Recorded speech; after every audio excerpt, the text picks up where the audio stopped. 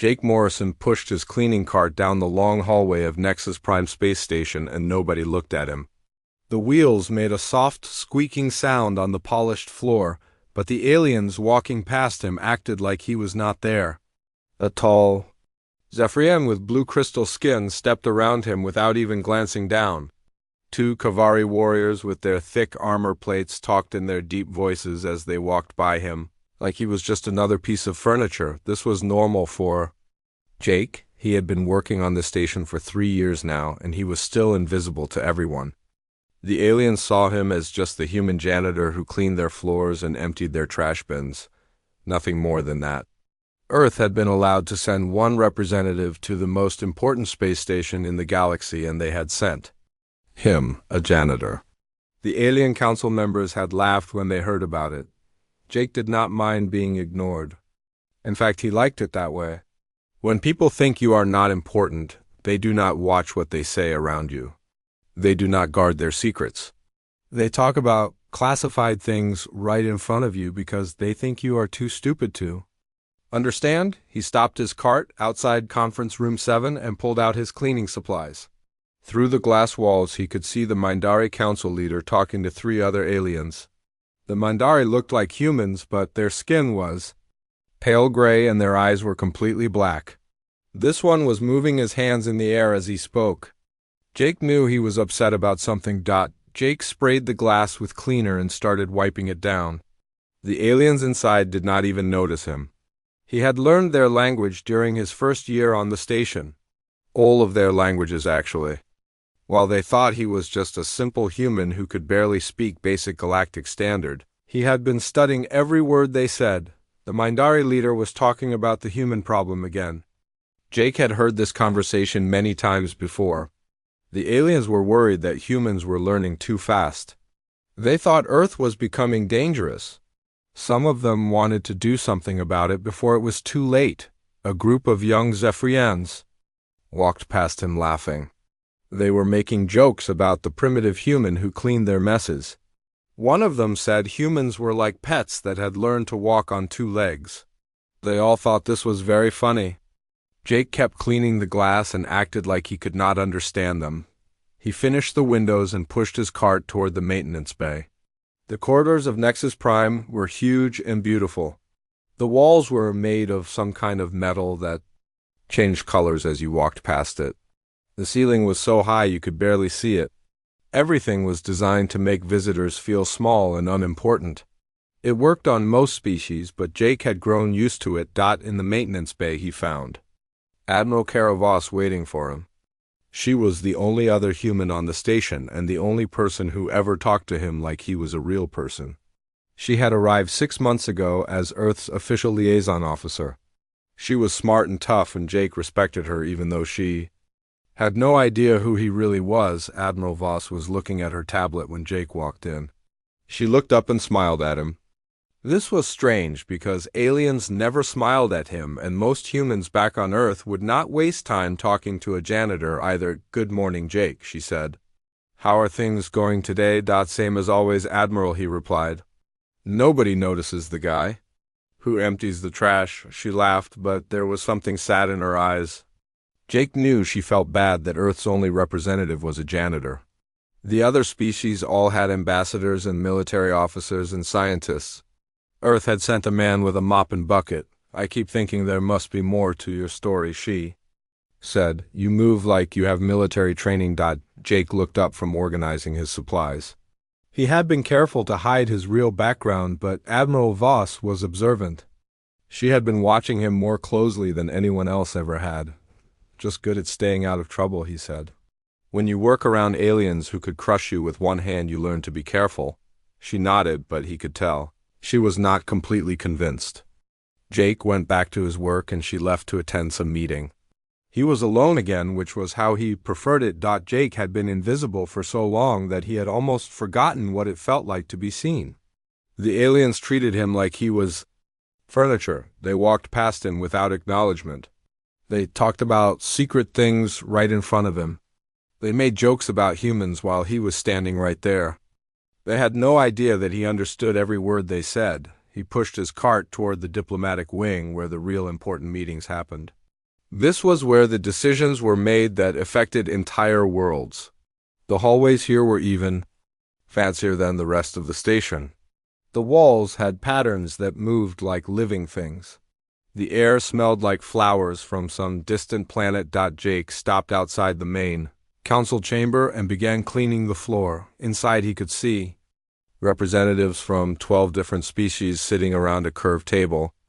They were discussing trade agreements, but Jake knew they would move on to more interesting topics soon. The Kavari representative was a huge creature with armor that looked like it was made from black metal. His voice was so deep it made the floor vibrate when he spoke.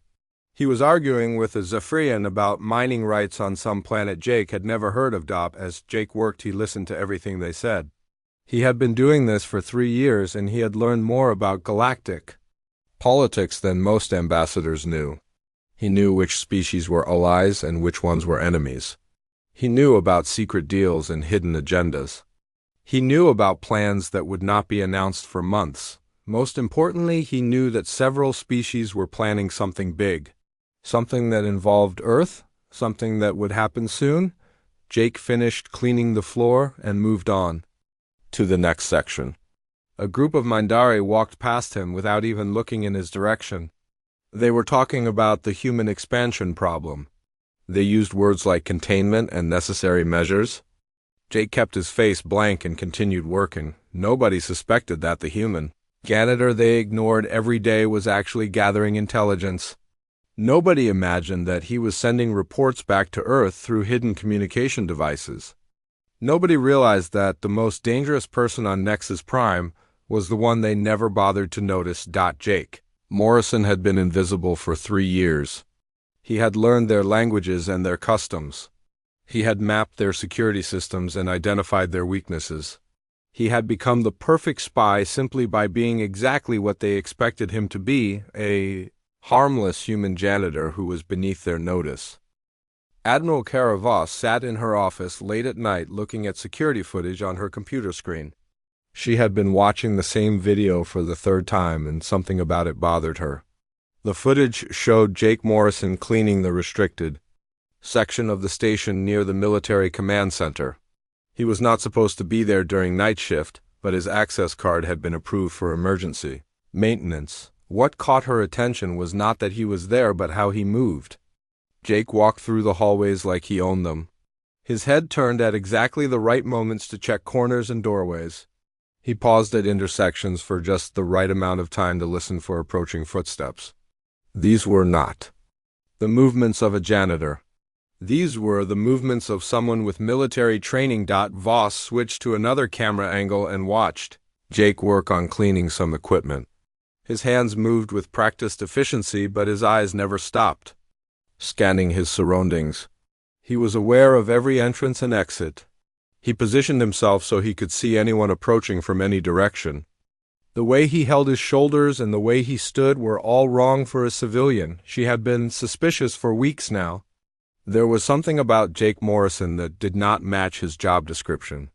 He was too calm around dangerous situations, too aware of his environment, too skilled at avoiding attention. Real janitors did not move like soldiers, and Jake definitely moved like a soldier. The next morning, Voss decided to find out the truth. She walked down to the maintenance bay where Jake was organizing his cleaning supplies. The morning shift was just beginning, and aliens were walking past the open doorway on their way to work. None of them looked at Jake or acknowledged his presence. Jake looked up when she entered and gave her a polite nod. "Good morning, Admiral," he said. "Is there something I can help you with today?" "Actually, yes, there is," she replied.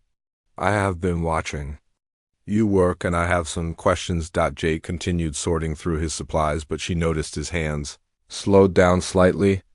He was being careful not to show any reaction to her words. That was another sign of training. Civilians usually showed surprise or confusion when questioned. Soldiers learned to control their responses. "You move like military personnel," she said. "Directly, the way you check corners and scan rooms. The way you position yourself near exits. Where did you serve before coming here?" Jake stopped what he was doing and looked at her. For just a moment she saw something different in his eyes. Something sharp and dangerous that disappeared so quickly she almost missed it. Then he went back to being the harmless janitor. "I never served anywhere, Admiral," he said. "I have just learned to be careful around aliens who could hurt me without trying." Voss stepped closer to him. "That is not what I am talking about, and you know it. I've been in the military for 15 years, and I know what combat training looks like." "You have it." Jake was quiet for a long moment. He seemed to be thinking about something important. Finally, he set down the cleaning tool he was holding and looked directly at her. "What makes you think that?" he asked. "The way you move, the way you watch everything around you, the way you never seem surprised by anything." She paused. "Yesterday I saw you disable a security sensor without even looking at it. You knew exactly where it was and how to turn it off. Janitors do not learn those skills." Jake rolled up his sleeve slightly, and she saw the edge of something dark on his skin. It looked like part of a tattoo, but she could not see what it was. He pulled his sleeve back down quickly. "Some things are better left unknown, Admiral," he said quietly, but Voss was not going to give up that easily. She had been wondering about Earth's strange choice to send a janitor as their only representative. It had never made sense to her. Earth had millions of qualified diplomats and scientists and military officers. Why send a maintenance worker to the most important space station in the galaxy? "Show me your arm," she said. It was not a request. Jake hesitated and then slowly rolled up his sleeve again. This time she could see more of the tattoo. It was a serpent coiled around a dagger with wings spread behind it. The detail was incredible, and the colors were still bright, which meant it was not very old. Voss felt her heart skip a beat. She recognized that symbol. It was the mark of the Shadow Serpents. They were the most elite special operations unit in Earth's military. So secret that most military personnel did not even know they existed. These soldiers handled the most dangerous and classified missions that Earth's government needed done. "God," she whispered.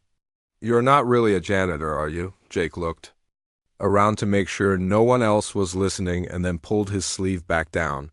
He looked directly at her with those sharp eyes she had glimpsed before. "I am whatever Earth needs me to be, Admiral. Right now, Earth needs me to be invisible." Voss felt like everything she thought she knew was suddenly wrong. The harmless janitor, who had been ignored by everyone for 3 years, was actually one of the most dangerous soldiers Earth had ever produced. The aliens who walked past him every day without a second glance had no idea what kind of weapon they were ignoring. "But why?" she asked. "Why are you here pretending to be a janitor?" Jake looked toward the doorway where aliens were still walking past. None of them paid any attention to the two humans talking in the maintenance bay.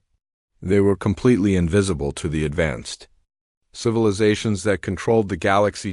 "Because sometimes the best place to hide is in plain sight," he said.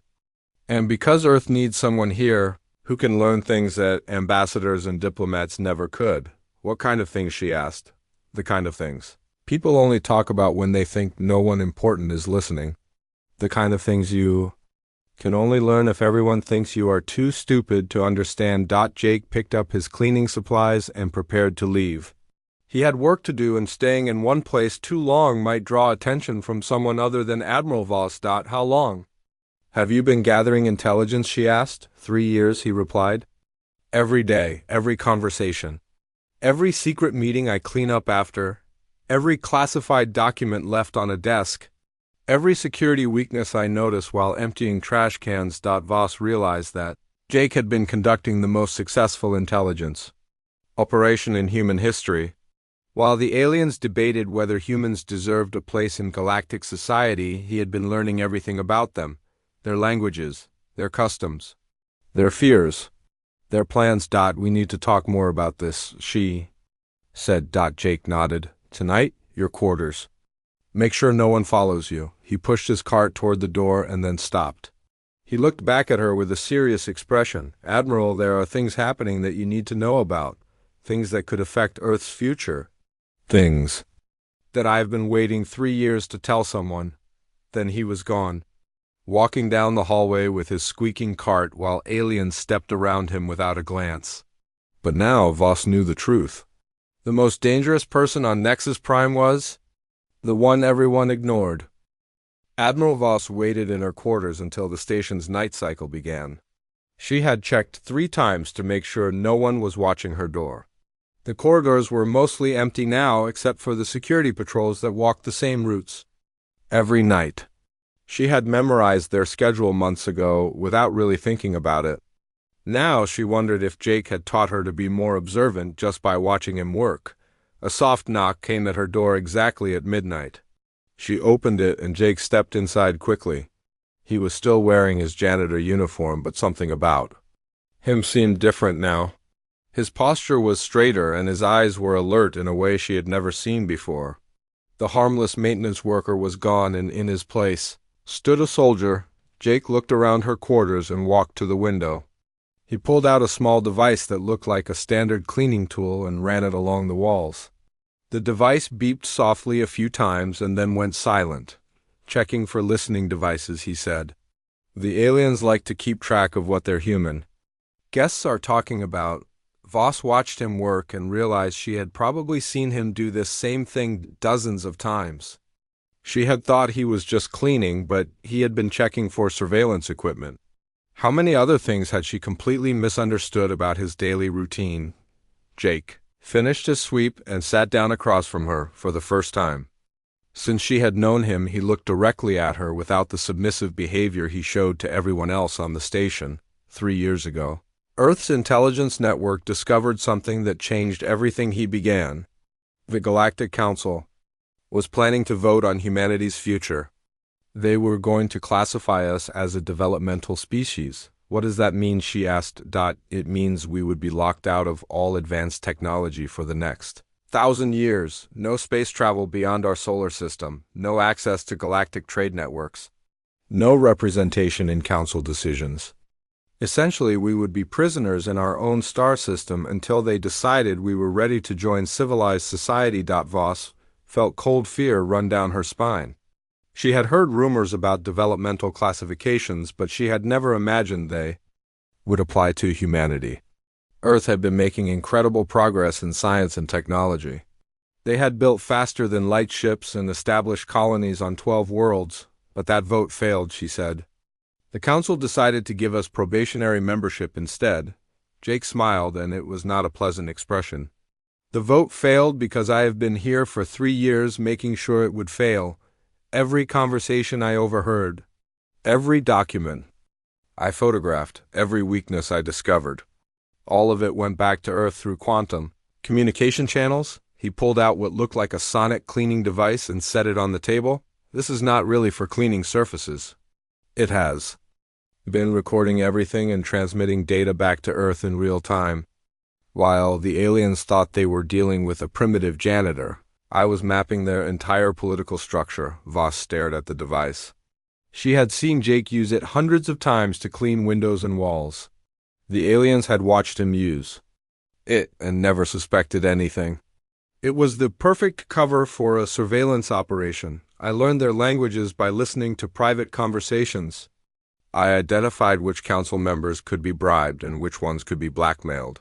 I discovered secret alliances and hidden agendas. I found out who was really making the decisions and who was just following orders. Jake stood up and walked to the window. Outside, the stars looked peaceful and beautiful, but Voss now knew there were dangers out there that she had never imagined when the vote came up. Earth's diplomats knew exactly what to say to each council member. They knew who to pressure and who to make deals with. They knew which species were afraid of human technology and which ones saw us as potential allies. The intelligence I gathered made the difference between freedom and imprisonment. Why are you telling me this now? She asked. The vote is over and we won. Jake turned back to her and his expression was grim. Because there is a bigger threat coming. Something that makes the developmental classification look like a minor inconvenience. He walked back to the table and activated a holographic display from his device. Images appeared in the air showing star maps and ship formations and technical specifications. Voss recognized some of the symbols as Zephyrian military markings. I have discovered that the Zephyrians are planning to attack Earth within the next 6 months. They believe humans are advancing too quickly and pose a threat to their technological supremacy. They think we need to be stopped before we become too powerful. The holographic display showed detailed invasion plans. Fleet movements, target lists, casualty estimates. The numbers were horrifying. The Zephyrians were not planning to conquer Earth, they were planning to destroy it completely. Does the Council know about this? She asked. No, the Zephyrians have convinced several other species that humanity is dangerous and unpredictable. They have been building a secret alliance while pretending to support our probationary membership. They plan to present the invasion as a necessary action to protect galactic stability. Voss felt sick. The aliens who walked past Jake every day and treated him like furniture were planning to commit genocide against his entire species. They smiled at her in diplomatic meetings while secretly preparing to murder everyone she had ever known. How many species are involved? She asked. At least 4 major powers and several smaller ones. The Zephyrians are leading the effort, but they have convinced the others that humanity represents an existential threat to galactic peace. Jake changed the display to show personnel files and political profiles. These were the faces of the aliens who had decided that humanity needed to die. Some of them were council members she had met personally. Others were military commanders she had seen in the corridors, but I have also discovered something else. Something that could save our species. The display changed again to show technical specifications for Zephyrian biology and technology. Their crystalline structure gave them incredible strength and intelligence, but it also created a fatal weakness. Their biology makes them vulnerable to specific sonic frequencies. Frequencies that human technology can easily produce. It is information that could turn an invasion into a suicide mission for them. Voss studied the data. The weakness was real and significant. If Earth's military knew about it, they could develop weapons that would be devastatingly effective against Zephyrian forces. How do we get this information to Earth? She asked. Jake smiled for the first time since entering her quarters. We do not need to send it anywhere. Earth has been receiving every piece of intelligence I have gathered for 3 years. They already know about the invasion plans, and they are already working on countermeasures. He deactivated the holographic display and picked up his cleaning device. But there is still work to be done here. The aliens cannot be allowed to continue their plans without consequences. They need to understand that humanity is not as helpless as they believe. What are you going to do? She asked. What I was trained to do, Admiral. I am going to complete my mission and make sure that anyone who threatens humanity understands the price of underestimating us. Jake moved toward the door but stopped before opening it. He looked back at her with those sharp, dangerous eyes. The time for hiding is almost over. Soon everyone on this station will know exactly what kind of species they have been ignoring for 3 years. Jake Morrison pushed his cleaning cart through the corridors of Nexus Prime at 2 in the morning. The station was quiet during night cycle, but he knew exactly where every security patrol would be. He had memorized their routes during his 3 years of invisible observation. Guard Station Alpha would be empty for 12 minutes while their Kavari officer made his rounds. Sensor Array 7 had a blind spot near the maintenance hatch that lasted exactly 45 seconds. The Mandari telepaths who monitored the security feeds always took their mental rest period at this time. Tonight, Jake was not really cleaning. Tonight, he was going to complete the most dangerous part of his mission. He needed to get inside the Zephyrian embassy wing and access their most classified military files. The information he had gathered so far was enough to warn Earth about the invasion, but it was not enough to stop it completely. He needed the final piece of the puzzle. Admiral Voss was helping him from her position in the command center. She had volunteered to create diversions and disable security systems when he needed them. Working together, they had planned every detail of the operation. Jake would handle the infiltration while she provided support from her legitimate access points. Jake reached the first checkpoint and stopped his cart. He pulled out his cleaning supplies and began working on the floor near the security scanner. To anyone watching, he was just doing his normal job, but his hands moved in practiced motions as he attached a small device to the scanner's power supply. The device would create a feedback loop that would disable the scanner for exactly 3 minutes. The scanner went offline and Jake moved through the checkpoint. He left his cart behind because it would be too obvious in the embassy wing. From now on, he would rely on the skills that had made him a shadow serpent. He moved through the shadows like a ghost. His footsteps made no sound on the metal floors. His breathing was controlled and quiet. Every movement was calculated to avoid detection. The embassy wing was different from the rest of the station. The walls were made of the same crystal material as Zephyrian skin. The lighting was dimmer and had a blue tint that made everything look cold and alien. Jake had cleaned these halls many times, but he had never been here at night. When the real secrets were unguarded, he reached the first security door and examined the locking mechanism. It was a quantum encryption system that would take most people hours to crack. But Jake had been studying Zephyrian technology for 3 years. He knew their security protocols better than most of their own technicians.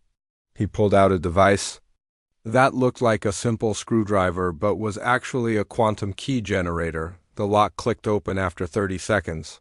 Jake slipped inside and closed the door behind him. He was now in the outer office of the Zephyrian military attach. The room was filled with crystal furniture that glowed softly in the darkness. Holographic displays showed star maps and fleet positions. Jake photographed everything with his disguised recording device. A soft chime indicated that someone was approaching the outer door. Jake quickly moved to hide behind a crystal desk. The door opened and a Zephyrian security officer entered. He was making a routine check of the embassy offices. Jake remained perfectly still as the alien walked around the room. His training had taught him to control his breathing and heart rate so that even advanced sensors would not detect him. The security officer completed his inspection and left. Jake waited 2 full minutes before moving again. He could not afford to make any mistakes now. If he was caught, the entire operation would fail and Earth would lose its only chance to prevent the invasion. He moved deeper into the embassy toward the classified data storage area. This section required higher security clearance and had more sophisticated detection systems. Jake had to disable 3 different types of sensors and bypass 2 more quantum locks. Each obstacle took precious time and increased the risk of discovery. Admiral Voss contacted him through his hidden communication device. "Security patrol is running late," she whispered. "You have an extra 5 minutes before they reach your section." Jake acknowledged the message and continued working. The final door was the most heavily protected. It required not just a quantum key but also a biometric scan from an authorized Zephyrian officer. Jake had prepared for this by collecting biological samples from the embassy's waste disposal system. It was disgusting work, but it had given him what he needed. The biometric scanner accepted the sample and the door opened. Jake was now in the heart of Zephyrian military intelligence. The room was filled with data cores containing their most sensitive information: battle plans, weapon specifications, intelligence reports on every species in the galaxy. And somewhere in this vast collection was the complete invasion plan for Earth. Jake connected his device to the main data core and began downloading everything. The process would take several minutes and he would be completely vulnerable during that time. If anyone entered the room, he would be trapped with no way to escape or explain his presence. While the data downloaded, he searched through the physical files. Zephyrians still kept hard copies of their most important documents because they believed it was more secure than digital storage. Jake found what he was looking for in a crystal case marked with the highest security classification. The invasion plan was even worse than he had imagined. The Zephyrians were not just planning to destroy Earth's military. They intended to sterilize the entire planet and eliminate every trace of human existence. The document contained detailed plans for orbital bombardment that would leave Earth uninhabitable for centuries, but Jake also found something else. The plan revealed that the Zephyrians were afraid of humanity's rapid technological advancement. They had discovered that humans were developing quantum weapons that could threaten their crystalline biology. The invasion was not just about conquest. It was about survival from their perspective. His device finished downloading and Jake disconnected it from the data core. He had everything he needed now: complete invasion plans, fleet positions, weapon specifications, tactical weaknesses, and most importantly, the proof that this was a premeditated genocide rather than a defensive action. Footsteps echoed in the corridor outside. Someone was coming and Jake had run out of time. He quickly returned the physical files to their proper locations and looked for another way out. The main door was blocked, but there was a maintenance shaft that led to the air recycling system. Jake climbed into the shaft. Just as the door opened, 2 Zephyrian officers entered to conduct a security inspection. They found nothing unusual because Jake had been careful to leave no trace of his presence. He crawled through the maintenance shaft toward the main station corridors. 30 minutes later, Jake was back at his cleaning cart, acting like he had never left. The security patrols found him mopping the floor in Section C, exactly where he was supposed to be. To them, he was just the human janitor doing his boring job. They had no idea that he had just completed one of the most successful intelligence operations in galactic history. Admiral Voss met him in the maintenance bay an hour later. Her face was tense with worry, but she relaxed when she saw him. "Did you get what you needed?" she asked. Jake nodded and showed her the device, containing the downloaded data, everything, complete invasion plans, fleet positions, weapon specifications, and proof that this is genocide rather than military action. "What happens now?" she asked. "Now, we prepare for the final phase. The aliens need to understand that humanity is not as helpless as they believe. And they need to learn that underestimating us was the biggest mistake they could have made." The Grand Council chamber of Nexus Prime had never seen a gathering like this one. Representatives from 43 different species filled the massive circular room. The Zephyrian delegation sat in their crystal chairs looking confident and superior. The Kavari warriors stood at attention in their black armor. The Mindari Council members floated slightly above their seats using their mental powers. Everyone was here for what they believed would be a routine diplomatic session. Admiral Caravos walked to the center of the chamber and the conversation slowly died down. She was wearing her full-dress uniform with all her medals and ribbons. Her voice carried clearly through the chamber's advanced sound system as she began to speak. "Honored representatives of the Galactic Council, I stand before you today to present Earth's true representative to this station." The alien delegates looked confused. They all knew that Earth's representative was the human janitor who cleaned their offices. Some of them began to whisper among themselves about what this strange announcement could mean. "Admiral." Voss gestured toward the entrance where Jake Morrison stood in the shadows. He was still wearing his janitor uniform, but something about him had changed completely. His posture was straight and military. His eyes were alert and dangerous. The submissive maintenance worker had vanished and been replaced by a soldier. "This is Lieutenant Colonel Jake Morrison of Earth's Special Operations Command. For 3 years, he has been conducting the most successful intelligence operation in galactic history." The chamber erupted in shocked voices. The Zephyrian delegation started talking rapidly among themselves. The Kavari representatives stood up from their chairs. The Mindari Council members' eyes went completely black as they tried to read Jake's thoughts and found them protected by military mental shields. Jake stepped forward into the light, and every alien in the chamber could see him clearly for the first time. The humble janitor they had ignored for 3 years was gone. In his place stood a human who moved with the confidence of someone accustomed to command. "While you debated whether humanity deserved a place among the stars," Jake said in a voice that carried absolute authority, "I was learning everything about you, your languages, your customs, your fears, your weaknesses, your secret plans." He activated his disguised cleaning device and holographic displays filled the chamber. Detailed intelligence reports appeared in the air showing information about every species represented, financial records, military capabilities, secret communications, personal scandals. 3 years of collected data that revealed the hidden truth about galactic politics. "I know that the Kavari ambassador has been stealing money from the defense budget to buy weapons for his personal army. I know that the Mindari Council leader has been secretly working with pirate fleets to raid cargo ships I know that the Talairan representative has been selling classified council information to the highest bidder. The chamber filled with angry voices as delegates accused each other and denied the charges. But Jake had proof of everything recorded. Conversations, financial transactions, communication logs. The evidence was overwhelming and undeniable. The Zephyrian delegation tried to restore order by demanding that Jake be arrested for espionage.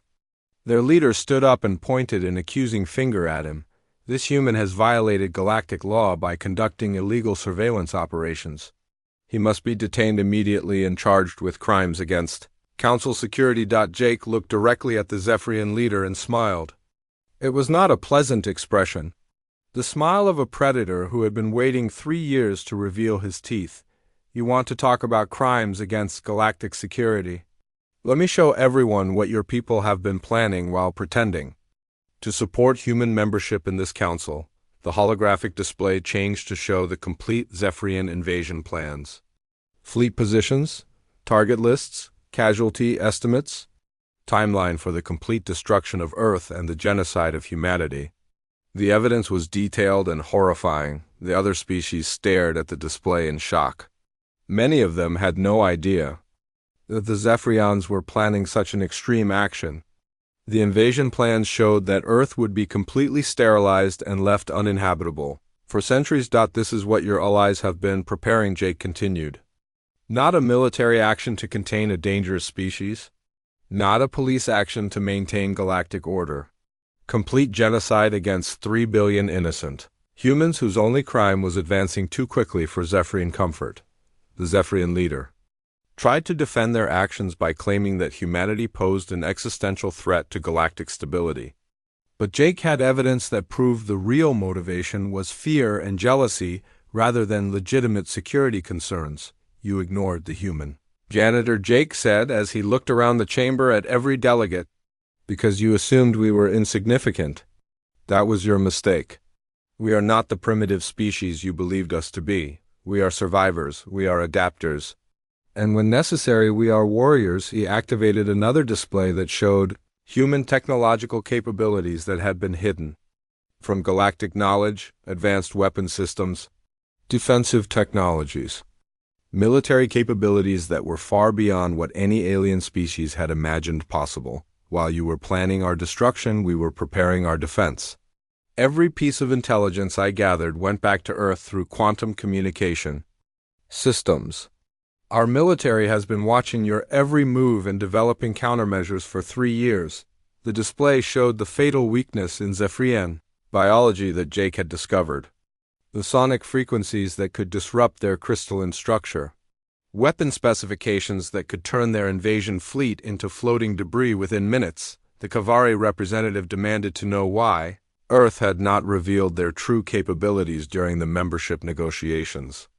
Jake's answer was simple and terrifying, because we wanted to see which of you could be trusted and which of you were planning to betray us. Now we know exactly who our friends are and who our enemies are. The vote that followed was swift and unanimous. The Zephyrian invasion plans were condemned by every other species. Several delegates called for sanctions and military action against any species that attempted genocide. Humanity was granted full membership in the Galactic Council with all rights and protections. The Zephyrian delegation left the chamber in disgrace. Their invasion plans were exposed and abandoned. Their military alliance collapsed as other species distanced themselves from the genocide plot. Their reputation as a civilized species was destroyed by their own secret documents. As the session ended, Jake Morrison returned to his cleaning cart. But now everyone who passed him in the corridors did so with a new understanding. The janitor they had ignored for 3 years was the most dangerous person on the station. A soldier who had been watching them and learning their secrets while they treated him like furniture, Admiral Voss joined him as he began cleaning the chamber after the historic session. She watched him work with the same humble efficiency he had always shown. What happens now? She asked. Now we go home, Jake replied. Mission accomplished. Earth is safe, and the galaxy knows that humanity is not to be underestimated. A group of young Zephyrians walked past them in the corridor. They no longer made jokes about the primitive human janitor. They walked quickly with their heads down, and avoided looking at Jake directly. The entire station had learned a lesson about the danger of ignoring someone simply because they seemed unimportant. Jake pushed his cart toward the maintenance bay for the last time. Tomorrow he would leave Nexus Prime and return to Earth as a hero. But the aliens who remained would never forget the human who had been invisible among them for 3 years. The janitor who had proven that sometimes the most dangerous enemies are the ones you never bother to notice.